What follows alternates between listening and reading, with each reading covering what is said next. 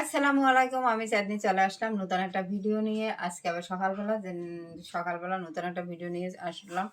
আর সকালে উঠে বাসি কাজকর্ম সেরেছি। প্রতিটা মেয়েরই প্রতিদিন সকালবেলা উঠে ঘুম থেকে তোমার বাসি বিছানা উঠাতে হবে, বাসি ঘর ঝাড়ু দিতে হবে।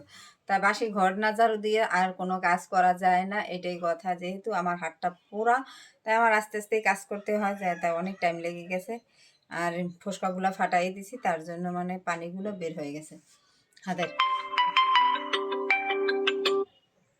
এদিকে একটা কল আসে পড়লো, অ্যালার্ম দিয়ে দিয়েছি ফোনে, অ্যালার্ম বাজে উঠলো। তাই চলো আজকের দিনটা তোমাদের সাথে শুরু করে দিই। আজকে যা যা করব তাই তোমাদের সাথে শেয়ার করব, যতটুকু পারবো, যে যতটুকু যা করব তাই শেয়ার করব। তাই প্রথমত এখন অ্যালার্ম বেজে গেছে, আমি পেজে একটা ভিডিও ছাড়বো, ওই টাইমে হয়ে গেছে। তাই পেজের ভিডিওটা সেরে নিই, তারপরে যাব বাসি থালা বাসন ধুইতে। আগে পেজের কাজটা সেরে লই, কারণ পেজের কাজের জন্য আমি মোবাইলে অ্যালার্ম দিয়ে রাখি যে কোন কোন টাইমে আমার পেজে ভিডিও ছাড়তে হবে। ওই টাইমে আমার অ্যালার্মটা বেজে যায়। তাই চলো কাজটা সারি আগে। আমার বেসিংয়ে কালকের থালা বাসন রেখে দিছি, এখন এগুলো পরিষ্কার করব, তারপরে ভাত বসিয়ে দেবো। এখন যাবো সকালে, খাওয়া দাওয়া কিছুই হয় নাই, থালা বাসন কটা ধোবো, ধুয়ে তোমাদের তো দেখিয়ে দিলাম। তারপরে যাব ভাত বসিয়ে দিয়ে কিছু একটু খাবো। গলা টলা পুরো শুকিয়ে গেছে, কারণ কালকে রাত্রে 10টার সময় খাওয়া দাওয়া করছি, আর এখন তোমার কিছু খাইনি। এত বড় রাত্রে আমার প্রচণ্ড ক্ষুধা লেগে গেছে।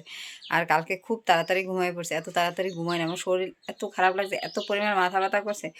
মাথা ব্যথার জন্য আমি পুরো পাগল হয়ে গেছি, ঘুমাইছি, এই যে সকালবেলা দেখি মাথা ব্যথাটা কমছে।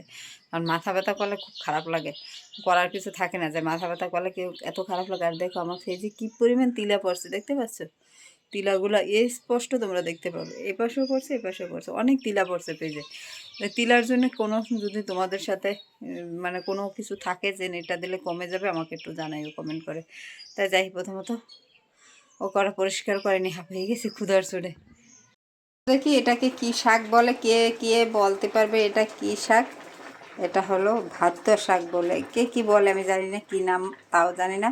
বাট এই শাকটা আমি কখনোই খাই নাই, জীবনে প্রথমবার খাবো, তাই তোমাদের সাথে একটু শেয়ার করে দিই। আর এটা বলে ঘটে রান্না করে, প্রথম বলে এটা মানে সেদ্ধ দিয়ে দেয়, তারপরে বাগার দেয়। তাই এখন আমি এই শাকগুলো ধুয়ে নিয়েছি, কেটে নিয়েছি, এখন সেদ্ধ দেবো। সেই যে পানি দিয়ে দিলাম একটু, পানির ভিতর শাকগুলো দিয়ে দিই। আমি জানি না সঠিক এই শাকগুলো কীভাবে রান্না করে, বাট আমি যেভাবে রান্না করতে আছি তোমাদের সাথে ওইটাই শেয়ার করতে আছি, যেন এভাবে সেদ্ধ করে তারপরে পরে বাগার দেবো পেঁয়াজ রসুন দিয়ে, চিংড়ি মাছ দিয়ে। তা এদিকে শাকটা মানে সেদ্ধ করতে দিয়ে চলে আসলাম। এদিকে মূলা সেদ্ধ করলাম, মূলা চিংড়ি মাছ রান্না করবো আর শাক ভাজবো।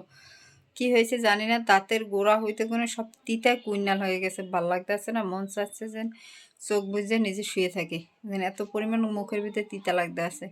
সমস্যাটা কি হইতেছে বুঝতে পারতেছি না।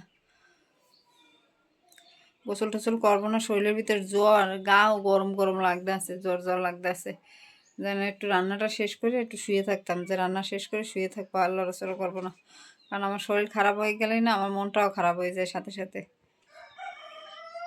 আমার শাক ভাজা শেষ, কারণ শাকটা পরে পেঁয়াজ মরিচ ভেজে চিংড়ি মাছ ভেজে বাগার দিয়ে দিছি। তাই তোমরা বাগার যারা দিতে পারো না তাদের জন্য বলে দিলাম যে পেঁয়াজ আর মরিচটা ভাজি দিয়ে তেলের ভিতর দিয়ে পরে শাকটা দিয়ে দেবে।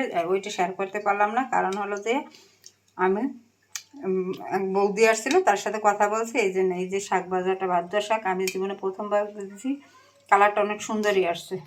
মূলো চিংড়ি মাছ বসিয়ে দিয়েছি, যে মূলো দিয়ে চিংড়ি মাছ দিয়ে রান্না করবো, আজকের রান্নার রেসিপি এটাই ছিল। কালকে আমি দুপুরের পর থেকে মানে কোনো রকম একটু ভিডিও করলাম ওই, আর রান্না বান্নাটা শেষ করলাম, এরপর আর খাওয়া দাওয়া কিছু করতে পারিনি। শরীরটা এত অসুস্থ হয়ে পড়ছিল, যেটা বলে বোঝাতে পারবো না, এত পরিমাণ অসুস্থ ছিলাম, তার জন্য ভিডিওটা শেষ করতে পারিনি। তাই এখন ভিডিওটা ছোট্ট একটা ভিডিও করলাম, এটা এখন শেষ করে তোমাদেরকে দিই, আবার নতুন ভিডিও আজকে শুরু করব। তাই চলো, মানে এত শরীর খারাপ ছিল, এত শরীর খারাপ ছিল বলে বোঝাতে পারবো না। রাতটা যে কোথা দিয়ে গেছে আমি নিজে জানি না, রাত দিন মিলেই আমি রাতে খাওয়া দাওয়া করিনি, প্রেশার এত লো হয়ে গেছে, লাস্টে একটু স্যুপ খেয়ে বসেছি। মানে এত পরিমাণ খারাপ লাগছে, নিঃশ্বাসই নিতে পারতাম না, বুকে এত ব্যথা করতো। যাই হোক, এখন তো ঠিক আছে, যাই যাই ঠিক আছে। তার চলো আল্লাহ হাফেজ।